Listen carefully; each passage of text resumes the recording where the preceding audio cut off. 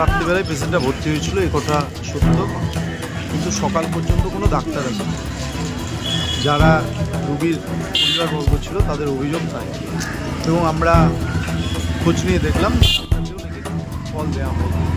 একটা burn patient, সেটাকে অবশ্যই সার্জিক্যাল ওয়ার্ডে ভর্তি করা হয়েছে।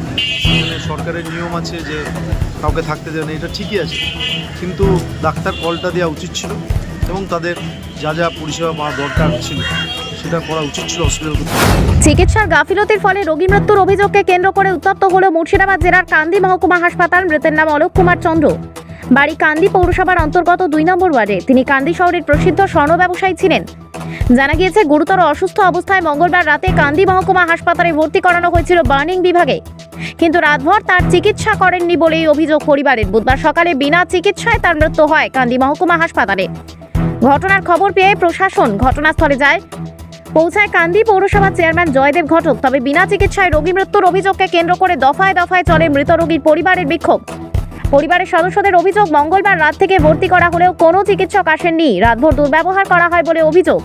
ঠিকমতো চিকিৎসা না হওয়ার কারণে বুধবার সকালে হাসপাতালে মৃত্যু হয় অলোক কুমার চন্দ্রের, যার কারণে ক্ষোভে ফেটে পড়েন মৃতের পরিবারের সদস্যরা। বাবা পেপার নিচ্ছিল, তারপরে জাস্ট আমি তুলি এই জায়গাটা একটু পুড়ে যায়, ঠিক আছে, কিন্তু এই জিনিসগুলো কিন্তু আমি তখন খেয়াল করিনি। তারপরে হসপিটালে দিলাম, হসপিটালে আনা হয়, বাবা আসতে চায়নি, তারপরেও হসপিটালে নিয়ে আসা হয়। আমি আসিনি, সেখানে মা এসেছিল, গিরিশ এসেছিল, আর আমার কাকা এসেছিল, ভাইও এসেছিল। সবাই মিলে নিয়ে আসার পর কে ছিল আমি জানি না, 2 জন নার্স এবং একজন মনে হয় গার্ড ছিল একজন, যারা হসপিটালে আমার মাকে অ্যালাউ করেনি। আমি জানতে চাই কোন রুলে লেখা আছে যে একটা হাজবেন্ডের কাছে একটা ওয়াইফকে থাকতে দেবে না, এবং কোন রুলে লেখা আছে যে একটা মানুষের জীবনের আগে একটা হসপিটালের কার্সি এবং একটা রুল। একটা মানুষের জীবনের আগে কি হসপিটালের কার্সি আর রুল, তার এই পরিবেশ, কোনো ট্রিটমেন্ট হয়নি, কোনো ডাক্তার জাস্ট একবার ভিজিটে আসে। এবং এখানে প্রত্যেকটা নার্স, প্রত্যেকটা বলবো না, কিছু নার্স আমার মায়ের সামনে কালকে ছেলের সঙ্গে দরজা বন্ধ করে দিয়েছিল এই ঘরে। আমি দেখিনি, কিন্তু আমার মা দেখেছে, এবং এটা এর আগেও দেখেছি। এর আগেও আমার বাবা একবার হসপিটালে অ্যাডমিট হয়েছিল জাস্ট কিছুক্ষণের জন্য, তখন আমার বাবার সাথে এই রকমই খারাপ ব্যবহার করা হয়েছিল। এবং পেশেন্টের সামনে যে পেশেন্টকে নিয়ে চলে যান, বাঁচবে না, এটা কি রকম কথা?